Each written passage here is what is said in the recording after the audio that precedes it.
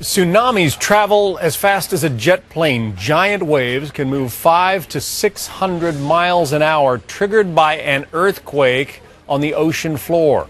Here to explain, Fox chief meteorologist Rick Reichmuth. Rick? Hey, John. Yeah, let's take a look at this animation that kind of shows exactly how this works. When you get the splitting of the Earth's surface, it forces a rapid kind of suction of that water that causes a big ball of water to continue to move out in all directions from the center of where the earthquake was. It, as you just said, it can move around 500 miles an hour. It moves slower as it starts to move on shore. So the water is not moving at 500 miles an hour when it's moving on shore, maybe about 30 to 50 miles an hour, certainly faster than anybody can outrun it. But these walls of water aren't like a typical wave you would see at the beach, where you might go and see a wave crashing and receding.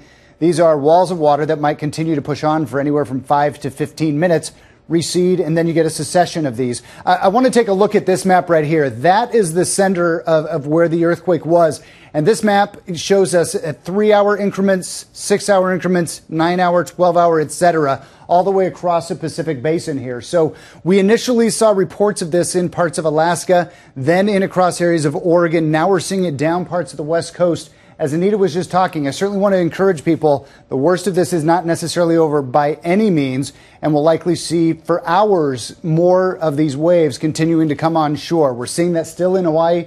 They saw their first wave come on shore around 4 hours ago, and we're still getting reports of waves coming on shore. And more damage reports are starting to come in from this as well. Reports of one hotel that has a foot of water in it in areas of Hawaii. And we're also starting to get some images come out of Santa Cruz, California, of a boat that's been knocked off of a pier in Hawaii, a lot of pier damage. So we're not done with this, and it's going to continue to pull throughout much of the Pacific Basin. That's exactly how this works. But you'll notice, John, this will continue to progress all the way down, and eventually maybe even in towards Chile. We could see some water rises from this as this kind of big bathtub sloshes across the Pacific Ocean.